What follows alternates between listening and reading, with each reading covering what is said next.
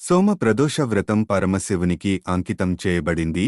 ఈరోజు ఉపవాసం ఉన్నవారికి సకల శుభాలు కలుగుతాయి అన్నట్టు సోమవారం వచ్చిన ప్రదోషం విశేషాలతో నిండిపోయింది. దీనినే ప్రత్యేకంగా సోమ ప్రదోష వ్రతం సోమము అంటారు. సోమ ప్రదోష వ్రతం రోజున శివాలయానికి అన్నదానం చేయడం మంచిది. దుస్తులు దానం చేయడం కూడా మంచి ఎంపిక. ఆలయంలో బ్రాహ్మణులకు ఎర్ర కందులను దానం చేయడం మంచిది.